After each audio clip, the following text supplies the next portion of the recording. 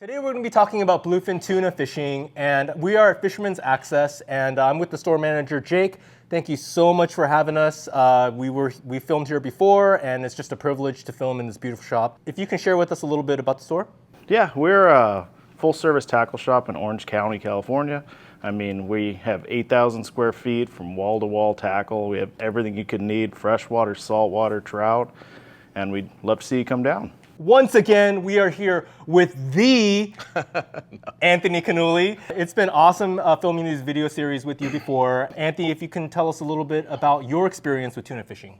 Yeah, absolutely. So I've been working on the long-range boats and the sport boats overnight for a little while now and getting quite a few trips in. So definitely getting some firsthand experience with multiple brands and a bunch of the different products, rods and reels. So yeah, we just like to pass a little bit of that information along and help you guys in deciding what gear to go with and how to gear up properly. Anthony, for some reason, is really reluctant to talk about this, but we could actually be calling him Captain Anthony, as he actually worked out of the San Diego sport boat fleet for many years prior to coming into the shops and doing what he does now. Really appreciate doing these with you, and really appreciate your friendship, so thank you so much. And so tonight we're going to be talking about how to catch bluefin tuna from the sport boats, and that's actually something that's really popular here in Southern California, and the way we target them and catch them here in Southern California might be a little bit different than maybe the way they do it on the East Coast or other parts of the world, but it is unique to our fishery. And so we want to talk today about rods and reels. And so again, we made a video similar to this before, but we want to cover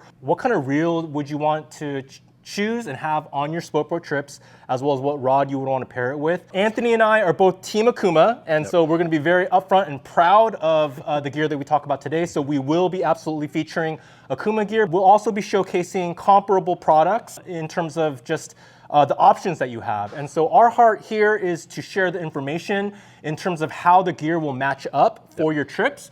And again, we really highly encourage you to come into the shop, come into Fisherman's Access, hold the rods and reels in your hands, see what you like, let you make the decision for yourself and fish what you love to fish. So Anthony, if you can kind of continue introducing, for someone that walks into the shop and says, I want to catch bluefin tuna, what would you recommend from the option of reels that we have today? If we're going out later in the summer, traditionally, our lighter setups, we're specifically talking about bluefin, but setups like this are going to do an awful lot. We'll be able to rockfish with them. We'll be able to catch white sea bass.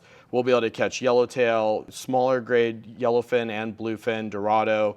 Something like this, they have amazing free spool. It's really hard to tell. I'm sure we can get Benji to do some kind of close-up and show how good the free spool is on some of these little reels that are coming with a 2-speed button and an oversized power handle. So if you are fishing the light line stuff, 30-pound stuff later in the summer, the last couple of years we've been 25 and 30-pound test line on 40-pound fish. It is nice to have the 2-speed button. It is nice to have the handle. Traditionally with yellowtail and 30-pound tests, you don't need a 2-speed. But if we get these bigger bluefin, it really cuts that fight time down and increases the odds of you actually landing that fish. So with these tuna that are a little bigger on lighter line, I do recommend going that route. So Anthony, sorry to interrupt you, but I'm sure that customers would love to come in and ask for this. Can you share with us what this is? Yeah, absolutely. So this, the particular reel that I'm talking about right now will be the Alejos 5 from Akuma. If you're looking at something in the Talica line, you'll be a Talica 10. But something on these reels, something 300 to 400 yards of line is very appropriate for your fly line. We're not dropping 100 yards of line before we get bit. You're typically dropping maybe 100 feet before you get bit. Otherwise, you're winding it in, putting a fresh bait on, and tossing it back out. So really, the line capacity on these is not as big a deal as it is on these. 300, 350 yards is more than adequate. I do like these things. They do have the low cast control if you want to throw the smaller jigs during the day. Sometimes that can be effective for finicky bluefin sitting down at about 100 feet. Throw a 120, 150 gram, something like a Colt Sniper or any of those longer skinny jigs. Kind of work it a little bit down there and increase your chances of getting bit. But yeah, an Alejos 5, something that'll hold 300 plus yards of line, very, very appropriate. Talica 10s. Penn has their 15s and their 25s. Saltiga, 20, there you go. The Saltiga 20 would be appropriate, or the 30 based on line capacity. So Jake, actually, as Anthony kind of broke down the different options, like for instance, Shimano, the Talica, and the Saltiga from Daiwa. Can you talk about some of the features of some of those reels that people might want to know about? Yes, I mean, to be honest, everyone's making a good reel now. It's kind of what you end up liking, But like what Anthony touched on earlier with the Lejos 5 is one of the only reels that has a cast control. So the cast control on these, pretty much every high-end reel now is going to be made out of machined aluminum, so it's going to be super light. Andros does have a bigger handle than the rest, but everyone still has a very good size handle on it. The free spool's all good. I mean, everyone's really making a good reel. You kind of just have to come down here. You got to play with it. You got to see what feels good to you, what you like, and then we can go from there. One of the notable things, I'll steer us in the Yeah. Akuma direction. A 3-year warranty on our Lejos, a 5-year warranty on our Macaira is absolutely ridiculous on reels like this that are designed for heavy use in the saltwater. We're located here in Ontario, California. So if you are looking to get your reel serviced, or if you are having an issue with something because you just absolutely worked it over on some big fish and it needs some love, you could definitely send it in and they'll take care of it and get it back to you pretty quickly. Great customer service team over there. I can't speak highly enough about those guys. They do a great job. Come in, ask Jake or one of the associates to pull out the 4 options in that line class size and play with them, feel them, and see which one you actually like from playing with it, and then that's the one you should go with. Yeah, thank you so much just for sharing that. And again, hopefully you see the heart here is just put in your hands what you love to fish. And so the only way you can do that is actually feel it for yourself and gain your own personal experience.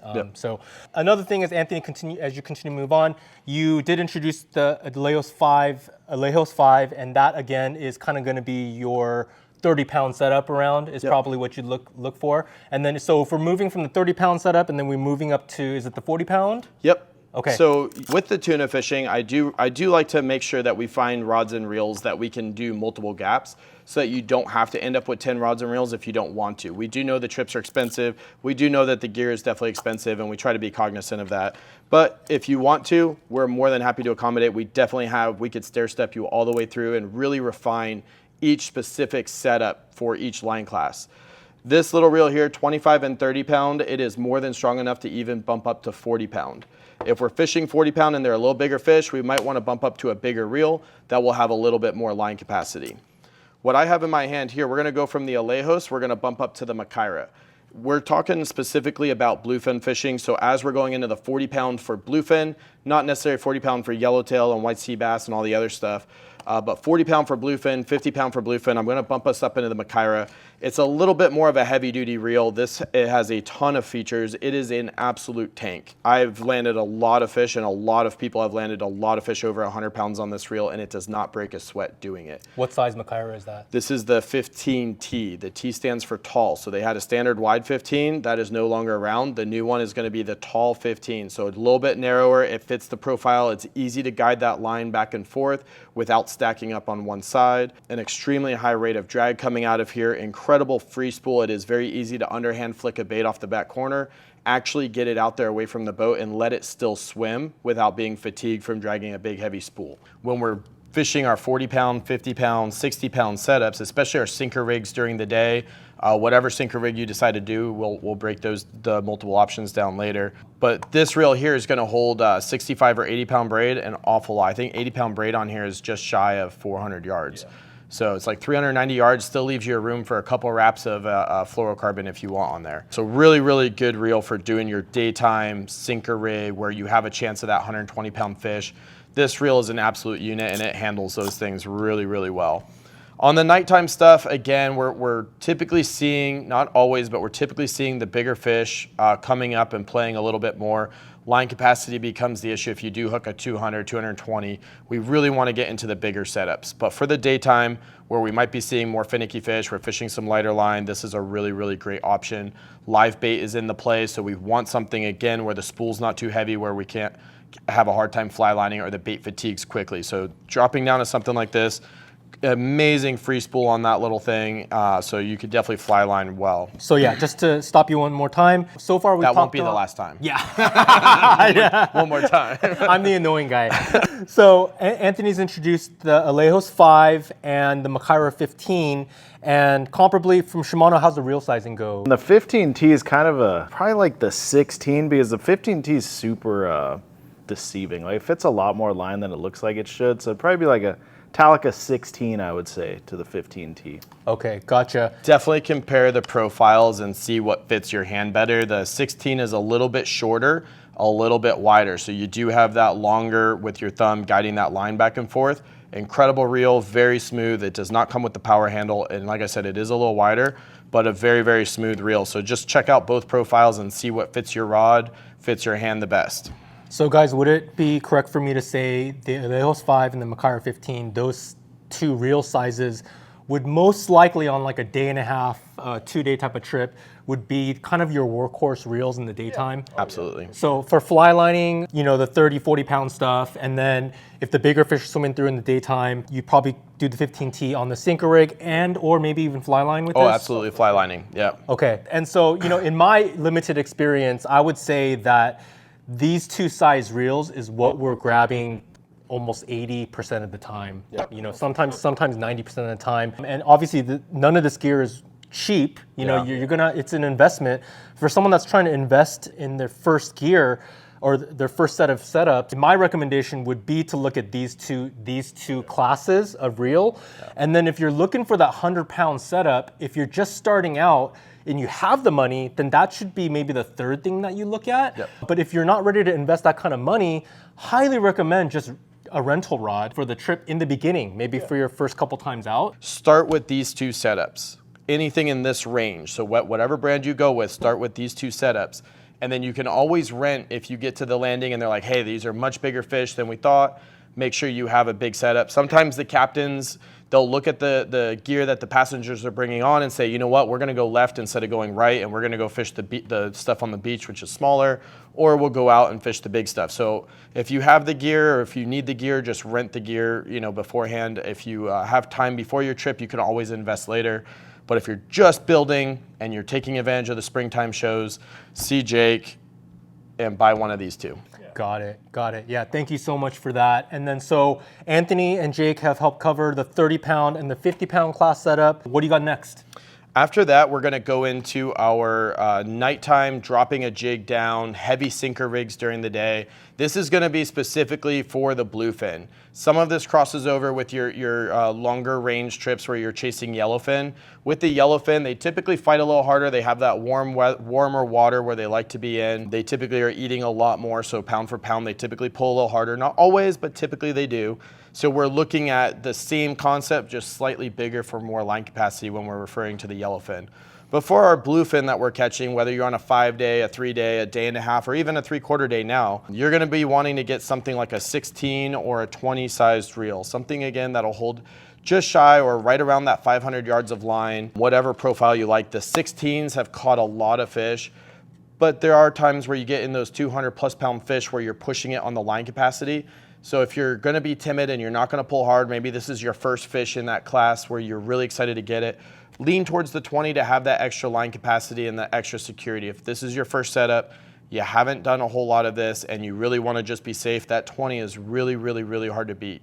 If you've done it a bunch and you're looking to downsize your gear, something a little lighter weight, the 16 is a great option. More than strong enough. I have multiple 16s that have put a bunch of 220s on. We have some comparable brand offerings as well. You know, if you guys are looking, maybe you want to try something different.